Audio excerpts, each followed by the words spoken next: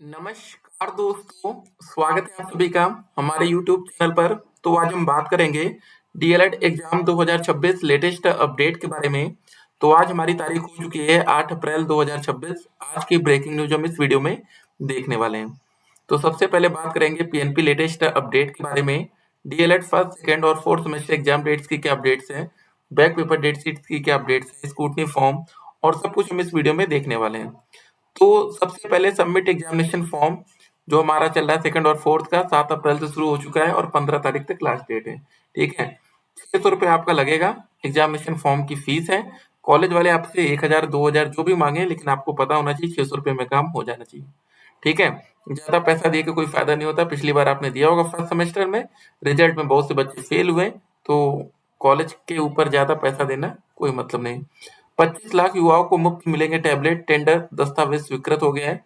Budget में सरकार कर चुकी है 4374 करोड़ की व्यवस्था।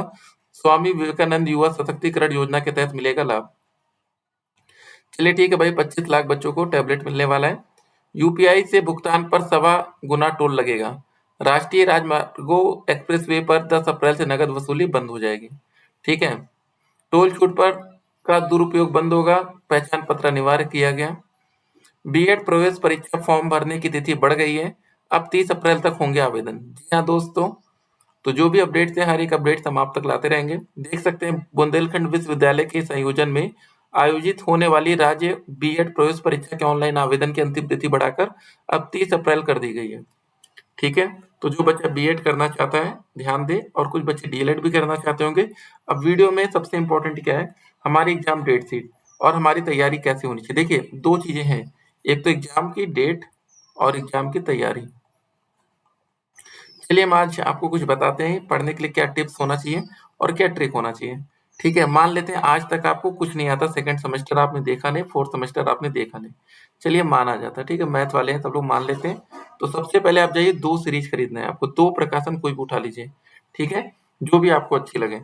क्या कितने लेंगे सीरीज, 2 तरह की लेंगे। और उसमें सीरीज तो आपको पता होता है कि आप एक दिन में एक सीरीज अगर सुबह से बैठते हैं पढ़ने, सुबह 4 बजे से पढ़ना शुरू करते हैं, एक दिन जल्दी उठ जाइए, तो शाम तक मतलब आते आते काफी आप उसमें खत्म कर लेंगे। जैसे मतलब मान लेते हैं सुबह 4 बजे से आप पढ़ना शुरू करते हैं, तो रात के 10-11 बजे तक वो सीरीज आपकी खत्म हो जाएगी। ठीक है, तो यही सबसे अच्छा तरीका होता है। और सीरीज को हम पढ़ते कैसे हैं, जरा ये भी समझ लीजिए। सबसे पहले उसमें आपको लघु उत्तरीय क्वेश्चन पढ़ना है, फर्स्ट पर ये, दूसरे पर अति लघु उत्तरीय क्वेश्चन। और यकीन मानिएगा, जब बहुविकल्पी क्वेश्चन उसके बाद आप देखेंगे, सारे आंसर आपको पहले से आ रहे होंगे। ये तरीका अपनाइए। आप लोग गलती क्या करते हैं, आप लोग उल्टा करते हैं। आप लोग पहले बहुविकल्पी से स्टार्ट करते हैं। भाई वो तो ऑटोमेटिक ही आपको आ जाएगा जब आपने लघु उत्तरीय अति लघु उत्तरीय पढ़ लिया तो। ठीक है, कुछ तो मतलब फायदा उठाइए ना दिमाग का। ठीक, ये हो गया, समझ गए। और पास होने के लिए 25 नंबर के पेपर में कितने नंबर चाहिए होते हैं, 12 नंबर चाहिए होते हैं। 12 में क्या क्या होता है, 5 बहुविकल्पी, 6 अति लघु उत्तरीय, 14 नंबर के लघु उत्तरीय। क्या बहुत बड़ा है कुछ है पास होना। आप इस 14 नंबर पर टारगेट करिए और इस 5 नंबर पर कर लीजिए। ठीक है, 14 में से अगर आप समझिए 4 क्वेश्चन अगर आपने कर लिए, मतलब यहाँ टोटल आते हैं 7 क्वेश्चन। ठीक है, और यहाँ पर 5 क्वेश्चन आपने कर लिए हैं, तो कितना हो गया, 4 दूनी 8 प्लस 5 13 हो गया। और अति लघु उत्तरीय में भी 2 क्वेश्चन एकदम ईजी होता है। तो भाई इस तरह फंडा समझना पड़ेगा कि यार हम पास कैसे हो सकते हैं। चलिए, अब आप अच्छा स्कोर नहीं कर पा रहे, लेकिन एटलीस्ट फेल तो नहीं होंगे ना। फेल होने से हमको पहले बचना है। 50 नंबर के क्वेश्चन पेपर में क्या होता है, 15 बहुविकल्पी, 15 अति लघु उत्तरीय और 20 नंबर का लघु उत्तरीय, यही होता है ना। 15 दूनी 30 और 20 50। तो भाई कुछ भी बहुत कठिन नहीं है, बस आपको लगना पड़ेगा। लग जाएंगे तो कभी आपकी बैक लगेगी ही नहीं। ठीक है, तो जो भी अपडेट आएगी, अपडेट हम आप तक पहुंचाएंगे। चाहे डायरेक्ट फर्स्ट सेमेस्टर हो, थर्ड सेमेस्टर हो, जो भी उसका रिजल्ट आपका खराब हुआ है, तो इस कूटनी का जो रिजल्ट है बहुत ही जल्द आने वाला है। एकदम आप लोग तैयार रहिए। जी हाँ दोस्तों, बच्चे बेसब्री से इंतजार कर रहे हैं कि सर हमारा जो स्कूटनी हमने फॉर्म भरा था उसका रिजल्ट कब तक आएगा। तो वो रिजल्ट 15 अप्रैल तक तो मुश्किल है, लेकिन यही होता है ना। आपको लग रहा होगा कि यार एग्जामिनेशन फॉर्म तो हमारा छूट जाएगा, मान लेते हैं हमारे 3 विषय में बैक है, सेमेस्टर बैक है, हम फॉर्म नहीं भर पा रहे। लेकिन बाद में 1-2 दिन के लिए विंडो इसलिए ओपन की जाती है कि कुछ बच्चे जो छूट गए वो अपना फॉर्म डाल पाए। ठीक है, कोई कंफ्यूजन नहीं होना चाहिए।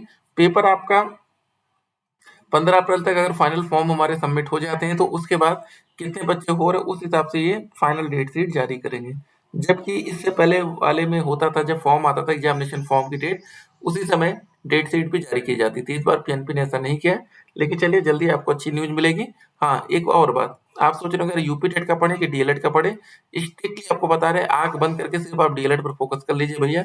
आगे सीटेट का मौका मिल जाएगा, डीएलएड में बैक लगा लेंगे तो ज्यादा पछताना पड़ेगा, ठीक है। तो डीएलएड फर्स्ट पर रहेगा और यूपी टेट का पेपर वैसे भी जुलाई में है, तो समय है आपके पास। फिर मिलते हैं, स्टे कनेक्टेड।